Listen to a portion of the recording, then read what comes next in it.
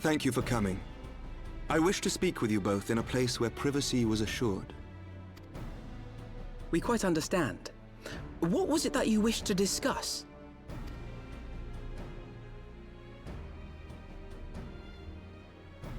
With my father's passing, the seat of the Archbishop lies vacant. And so, in accordance with canon law, I have assumed his responsibilities. I should stress that this is a temporary measure. It was never intended that the Lord Commander of the Temple Knights serve in this capacity indefinitely. Quite the opposite. The statutes specify that I should surrender my powers as soon as a conclave of the senior clergy and the high houses have named a new archbishop. But in light of recent events, that would not seem appropriate.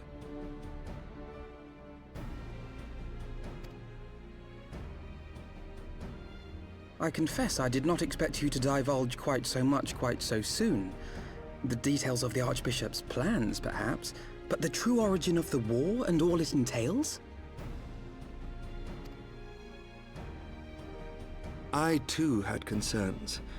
But when the Warrior of Light is witnessed returning to the capital upon the back of a dragon, one's options are rather limited. Mayhap I could have concealed certain details, but for how long? And at what risk? Should the truth have come to light in the meantime, how would the people have viewed my silence? After 1,000 years of lies and secrecy, I could not well abuse their trust and hope to be believed. The time for deception has passed. I only wish the people agreed. That some would deny the truth I had anticipated, but not this many. And among the few who acknowledged that my father had to be stopped, no small number question our methods.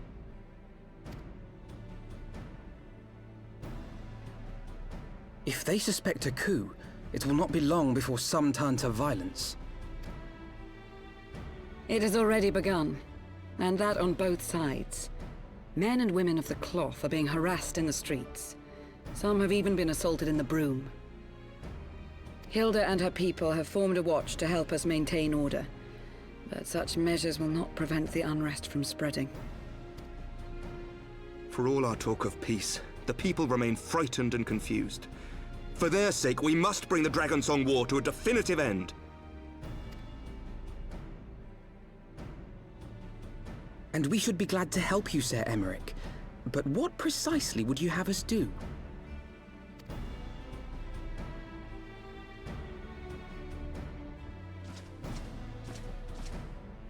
We wish to treat with the dragons of Annex Trine. To that end, I would trouble you for an escort and an introduction.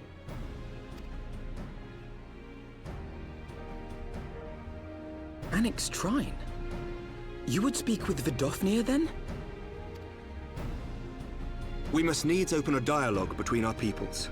Acting as my representative, Lucia will extend an invitation to their leader, that she might visit us here in Ishgard. Were she still with us, I would of course have beseeched Isel's assistance in this matter. But as she is not, I must ask that you aid us in her stead. Will you do us this favor?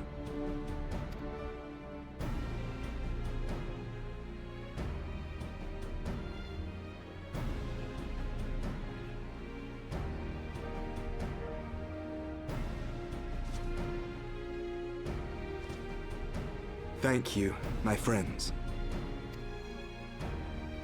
Lucia, I leave the rest to you.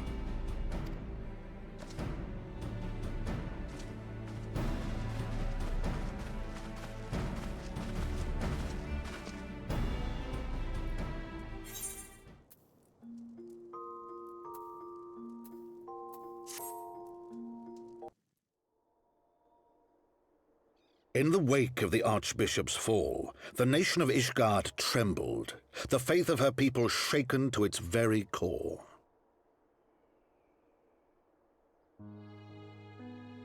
For 1,000 years had they fought and died, certain of the justice of their cause, only to be told that their holy war was born of the sins of their forefathers.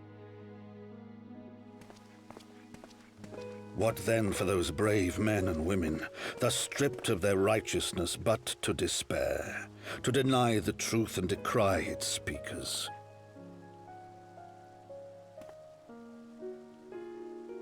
And what then for those whom they defamed but to hope on, to have faith in a brighter tomorrow?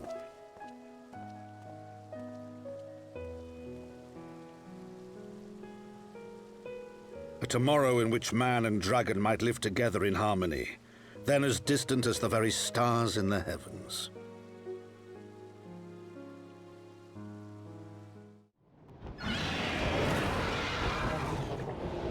Yet while we dared to hope, deep within his lair the enemy lay, gathering his strength. Nidhogg, now possessed of his 2 eyes and the body of the Azure Dragoon, prizes to which he had laid claim at the very hour of the hero's triumph.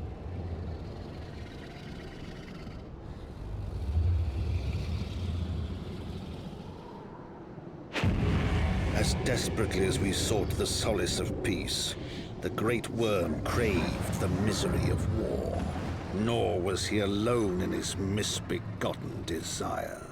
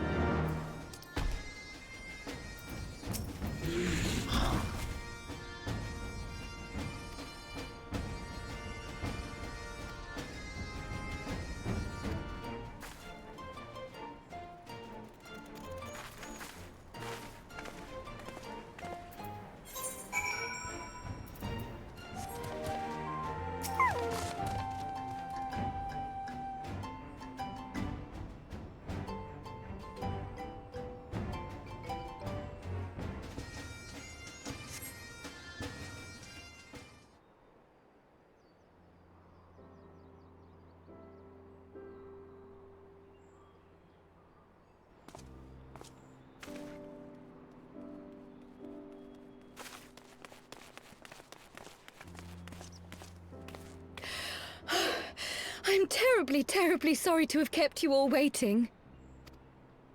You need not apologize. We arrived but a moment ago ourselves. Pray, allow me to introduce Kryle, who has recently come from the Sharlayan motherland. She has generously offered to assist us. Oh, please, think nothing of it. A trip to Eorzea was long overdue. You must be the Warrior of Light. Yes, you certainly do look the part. A pleasure to meet you at last, sir. And who is that I spy but young Alphano Levieux himself? I dare say someone's grown an ilm or two in my absence. Or are those lifts in your boots? We, Miss Kryle and I met at the Studium years ago. I shall forever be indebted to her for her sage guidance. It was no small task keeping him out of trouble, believe you me. The youngest ever to enter the Studium, him and his sister, 11-year-old prodigies. Suffice it to say, social graces were not among his list of talents. Striding up to his seniors on his first day, head held high. What was it he said again? Thank you, Kryle.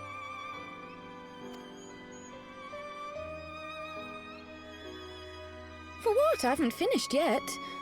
Would you care to attempt a more dexterous deflection?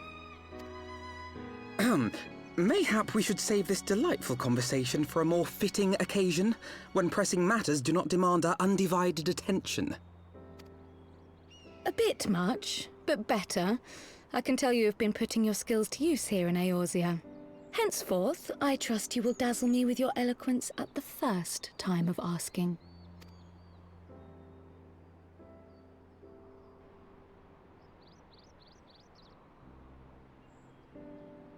Right, on to more pressing matters. Finding Minfilia and the other missing scions. I gather you have new information to share with us. A new approach, actually. Tataru recounted the tale of your escape, and it gave me an idea. Simply put, assuming Thancred left some manner of trail when you whisked him away, as is almost always the case with teleportation magics, I am confident I can find and follow it. Then what are you waiting for? The wherewithal to do it. The fact is, my abilities aren't quite up to the task. Not in themselves, anyway. If I had Master Matoya's crystal eye, on the other hand... Then let us all call on her forthwith. I think it best you explain your plan to her in person.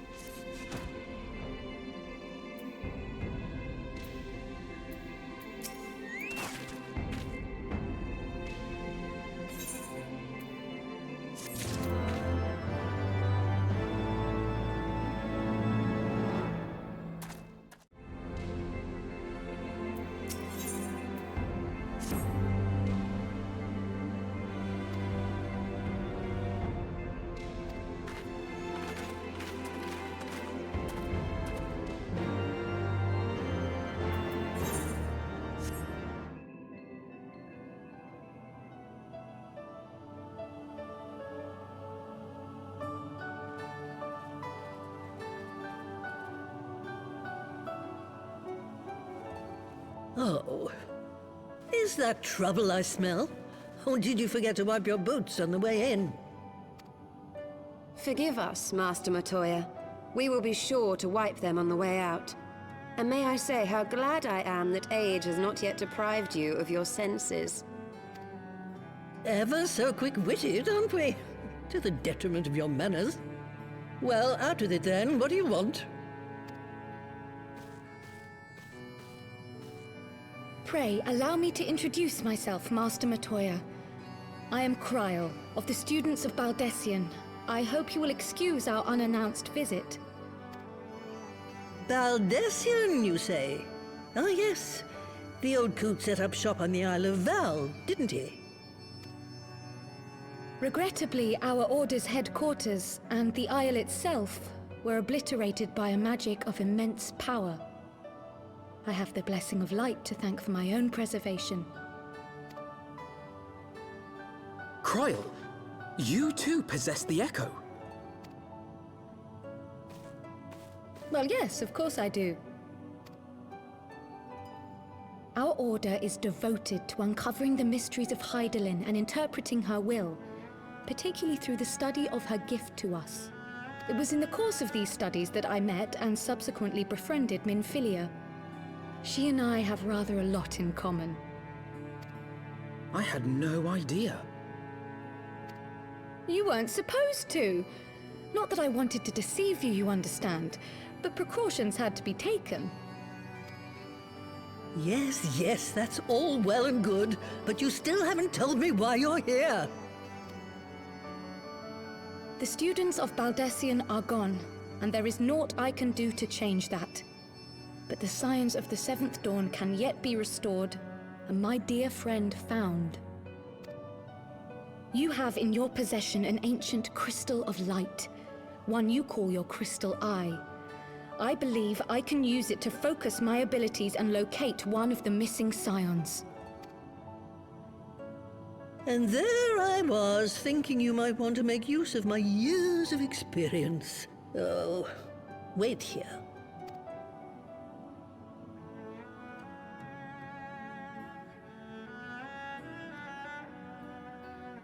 Long did I ponder the nature of this crystal and its familiar radiance, but never did I suspect it was a crystal of light. On the cusp of an umbral calamity, souls blessed with the power of the Echo invariably appear. To aid these, her chosen warriors, Hydaelyn bequeaths to each a slither of her strength in the form of a crystal of light. But as her strength wanes, so too does the potency of her gifts. This crystal, born of an earlier era, is infused with a power far greater than those of this age. You could travel the length and breadth of the land and not find a crystal even a fraction as pure. Its value is beyond measure, as are the risks inherent in its use. No two manifestations of the Echo are alike.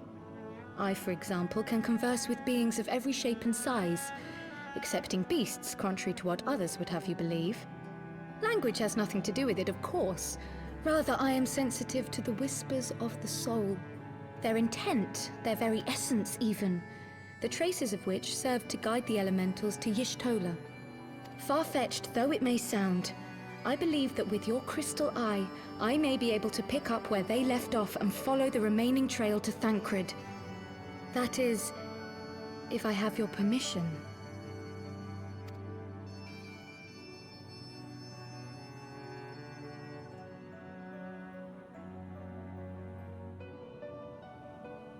Well, the poor sod's not going to find himself. So, as long as you don't drop it or take it out of my sight, you may do with it what you will. Thank you, Master Matoya.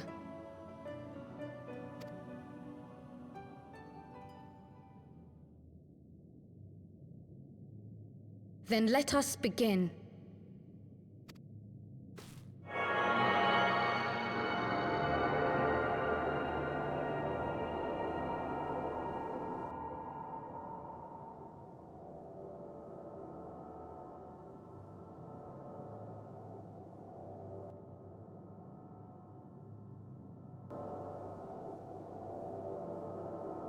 From the Black Shroud, the trail continues to the north and west, towards a mountain, the foot of Som Al. It was a near thing, but he was not deposited within the rock, I think.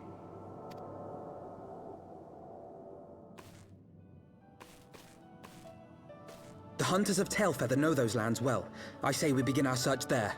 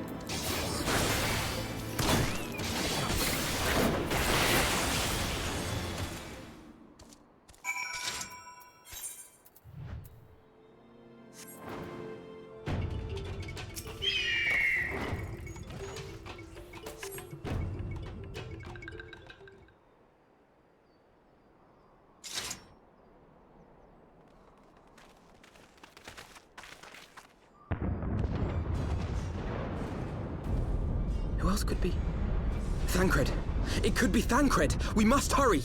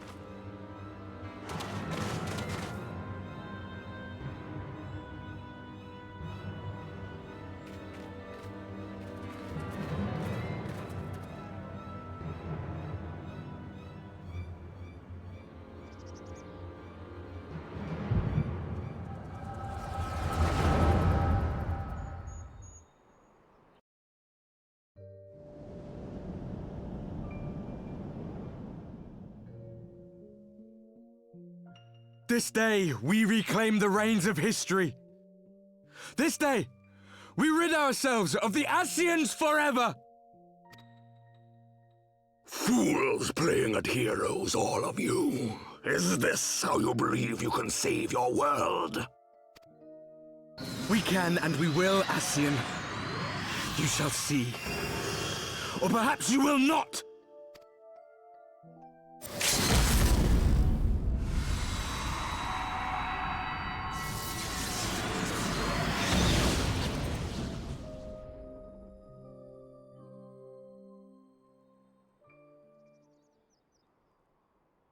So you are the Warrior of Light, the savior of Eorzea.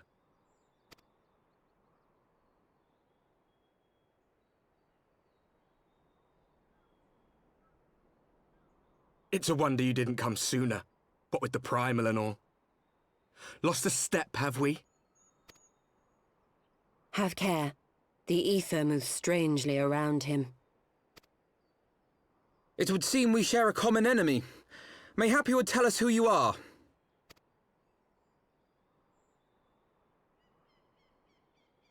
Shall we show them?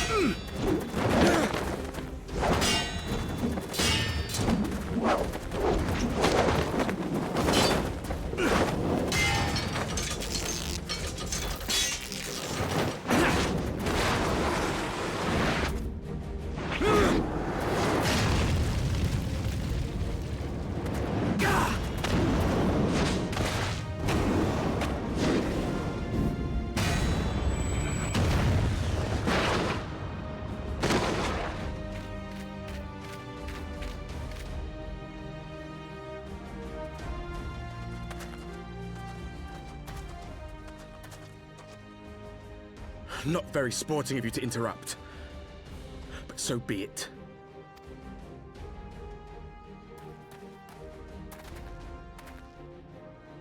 Mark well our faces, Warrior of Light, for we are the Warriors of Darkness, walkers of a different path, and we shall meet again.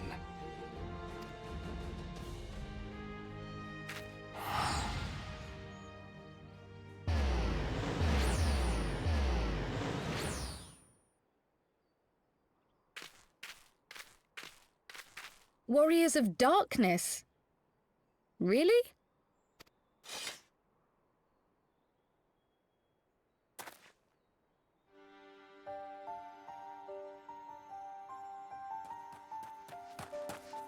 Thancred! Are you all right?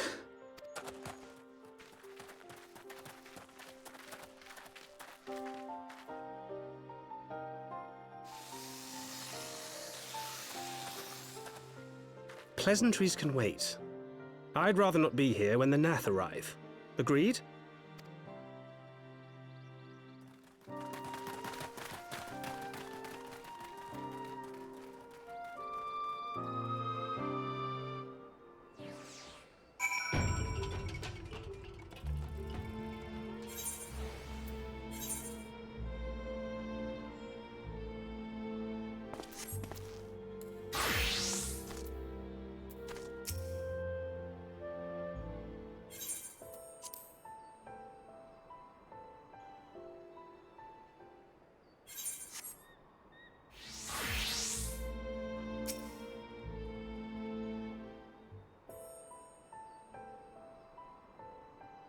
Suffice it to say, our reunion was not at all as I pictured it. Waiting until the last instant to join the fray. 'Tis plain you have not lost your appetite for the dramatic. My appetite for the dramatic? Have you forgotten the circumstances of our parting? The heroic last stand, the tunnel filling with light, and then...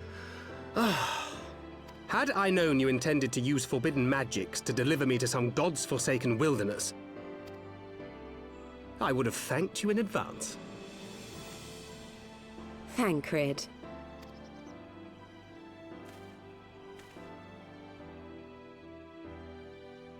If nothing else, you might have warned me that I would emerge from the live stream in the Altogether. Eventually, I managed to fashion knives from some obsidian I found, and set about hunting for meat and hides.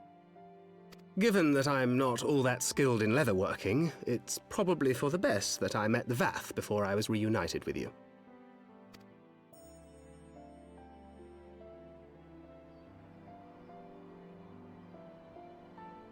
So you were the fleshling clothed in skins of whom the storyteller spoke?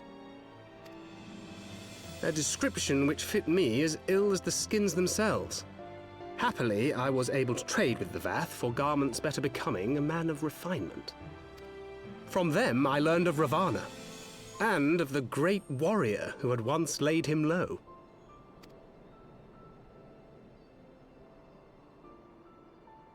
And thence did you conclude that were you to track the Primal's movements, it would surely bring you into contact with the Scions once more.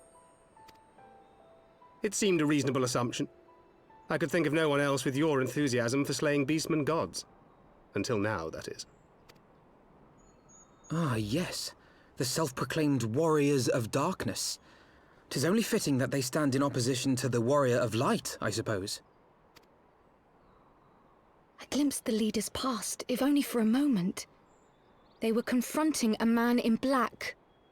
An Ascian, I think. If these warriors are capable of doing battle with Ascians and Primals both, they must be possessed of powerful protection. Protection not unlike the Echo.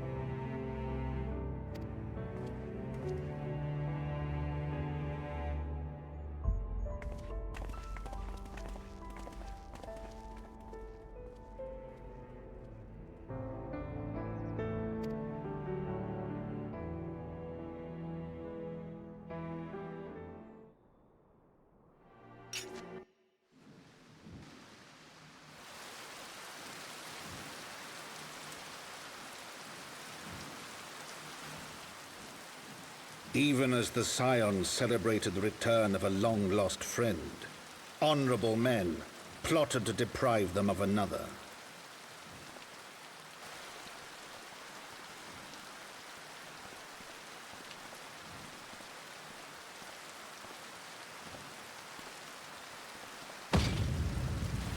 Honorable men, to whom Sir Emeric was no hero, but a scheming patricide.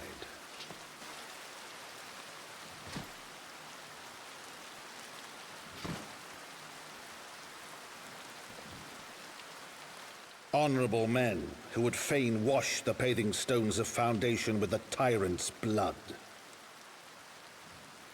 Honorable men whose knife in the dark was the spark which set the city aflame, and who sang as it burned.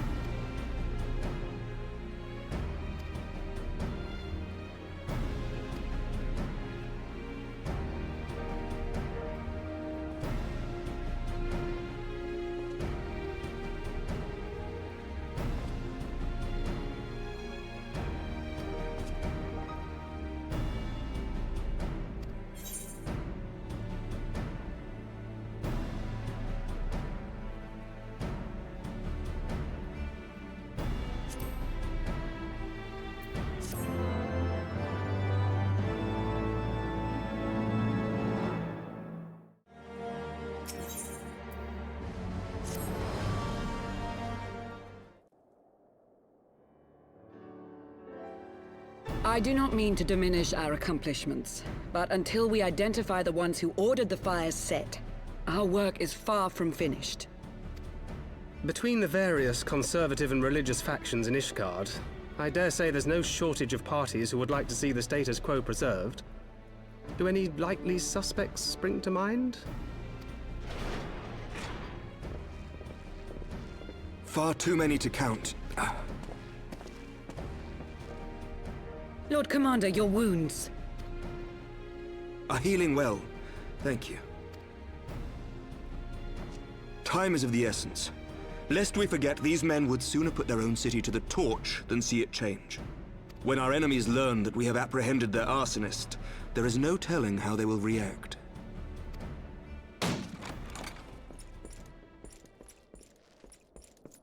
Lord Commander, an armed mob has seized control of the vault. And now we know. Tell us what happened, sir. Spare no detail.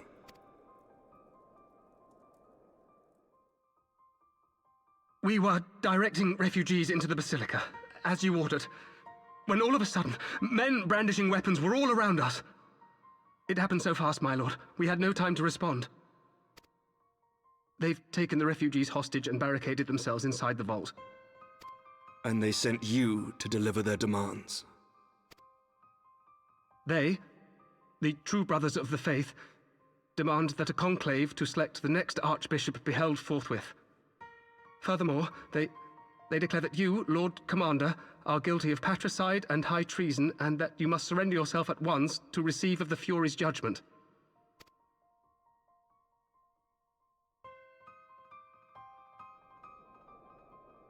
Ridiculous! I mean, do they honestly think that executing Sir Emmerich would change anything?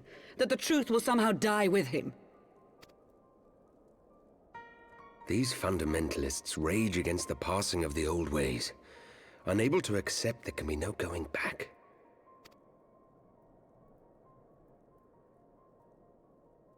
Given the fanciful nature of their demands, a peaceful resolution does not seem likely. If the hostages are to be rescued, it will be by force, I fear. Agreed. Lucia, take a contingent of knights and establish a perimeter outside the entrance. At once, Lord Commander.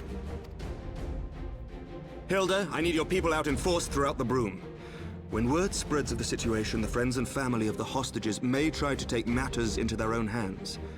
I will not give these militants more targets.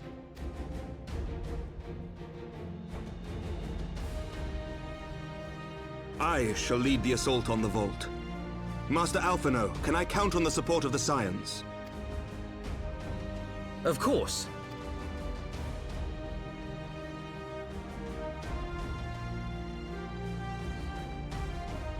We are in your debt. I shall join you as well, Lord Commander.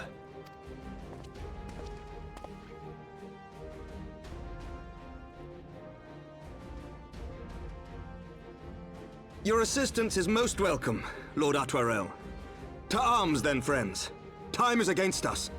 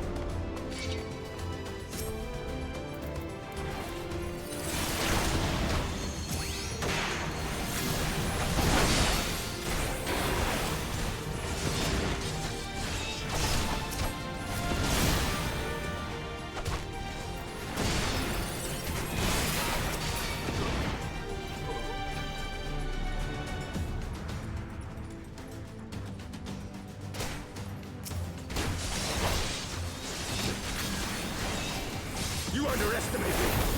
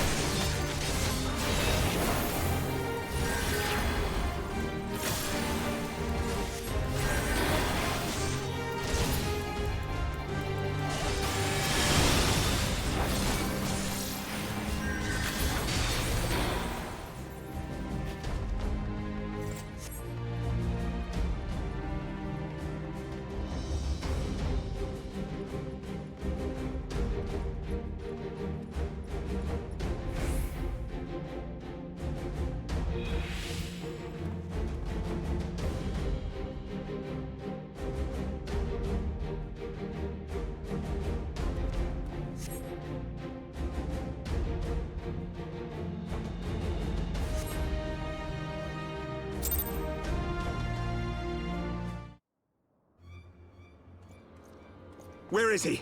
Where is he?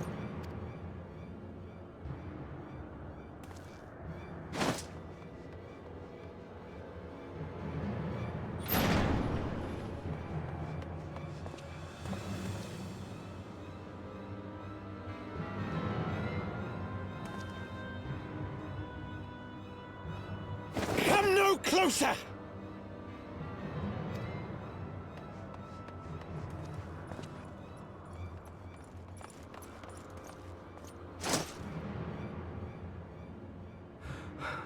You have nowhere to run.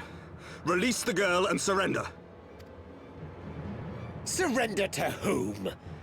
The blasphemer who throws wide the gates to our enemy? Who breaks bread with him and calls him brother? Ungodly swine! I would sooner die than surrender to you. Is it godly to spill the blood of an innocent child? To burn the homes of your brothers? Tell me, priest, is that godly? Do not speak to me of godliness, heathen!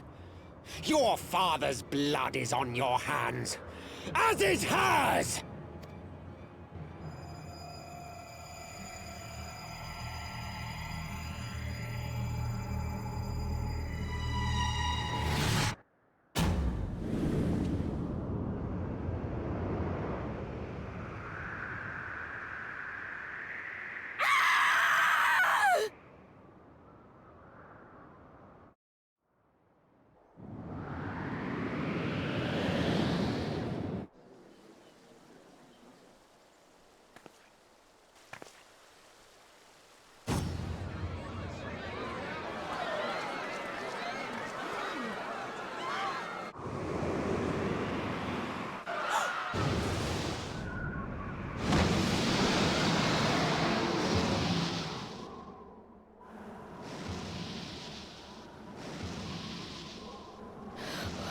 What? But I...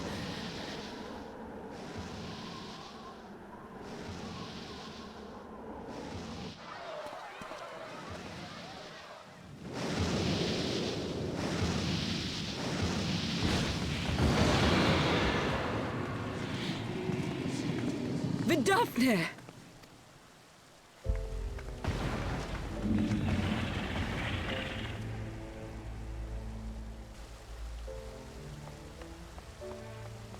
Well met, knight. Mayhap I chose an inopportune moment? Not at all. Pray forgive us this most unworthy reception. We are honored to have you with us, and right glad of your aid. Fortune delivered the child unto me. I had but to receive her. Thank you for saving me.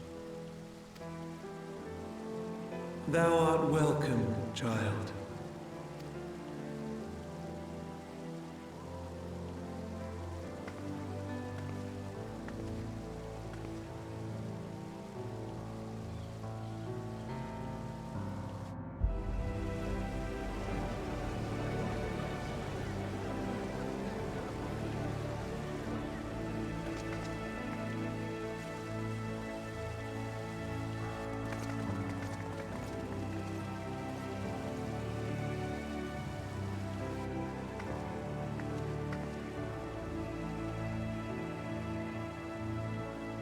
Never did I think to be indebted to so unexpected a savior. But full glad am I to be so.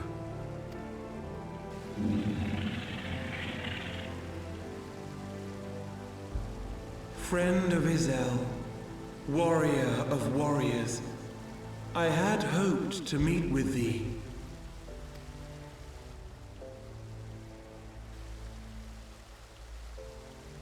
I bear a message from my sire. From Freysfelger?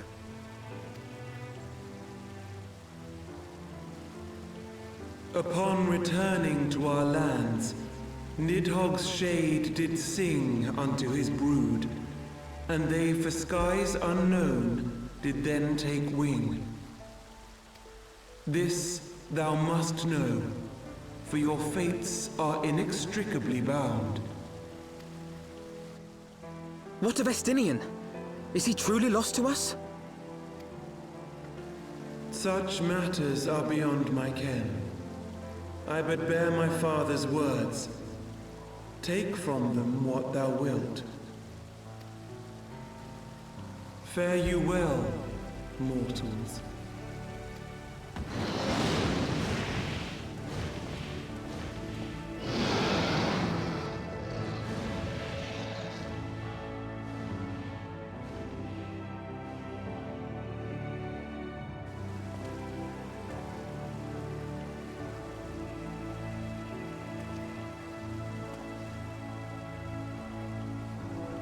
So it is as they say then. A great white dragon swooped down from the heavens to rescue an innocent child. A most unexpected turn of events, but not an unwelcome one. The people will not soon forget this day. Yet how will they choose to remember it, Sir Emmerich? And will these events serve to bring man and dragon closer together, or drive a deeper wedge between brothers? After 1,000 years, the world these men once knew is changing, and with ungentle swiftness to boot. Though their actions are misguided, their sentiments are only to be expected. You may be sure that others will rally to their cause. I share your desire for a lasting peace with the Jovanians, I do. But I would not see it built on the bones of our countrymen, nor on our own.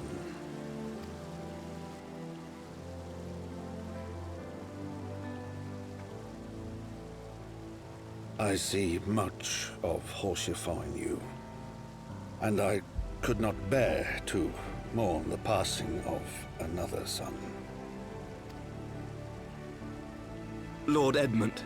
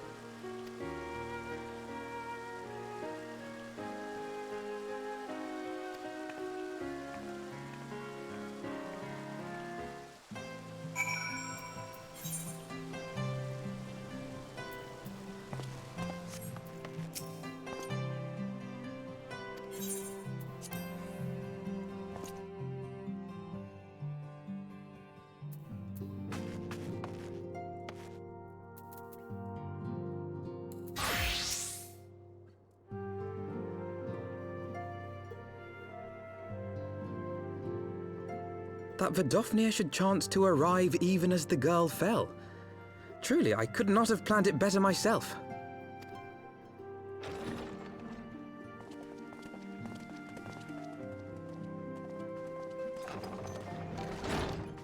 Ah, good. We were afraid you might have left.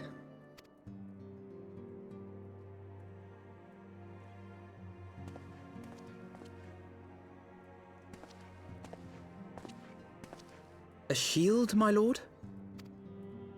Fit for a true knight. An expression of our gratitude to you and yours, long overdue.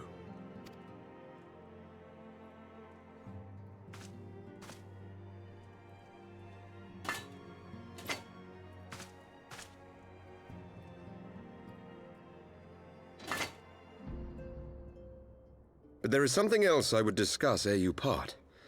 Something which cannot leave this room. My father will soon step down as head of our house.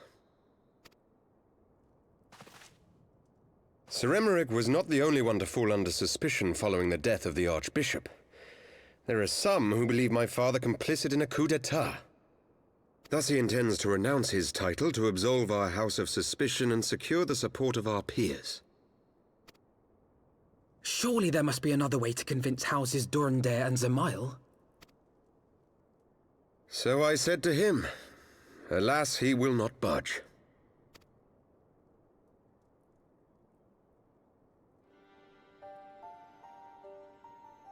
Ever since I was a child, I knew that I would one day succeed my father. The thought of it filled me with pride. Yet once I learned the day was at hand, my heart was filled with naught but dread. Our legacy is built upon the lies of our forefathers. In accepting this title, am I not perpetuating this injustice?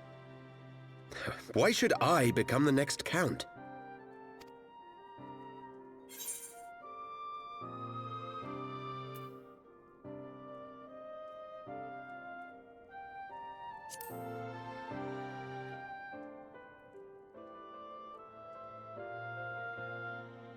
You sound just like him. Aye, I suspect that is what Horsefon would have said. To aid those in need. When you look on that shield, I trust you will remember his words. And should I once more find my resolve wavering, I ask that you show me the way. You were a brother to Horsefon. Will you be a brother to me as well?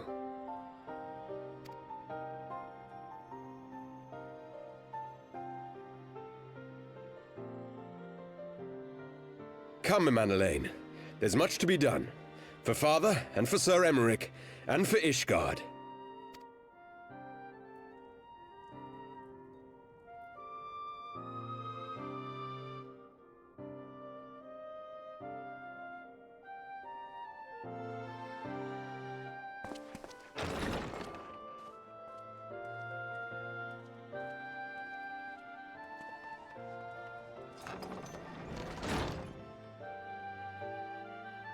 To think we share the same blood. Pray excuse us.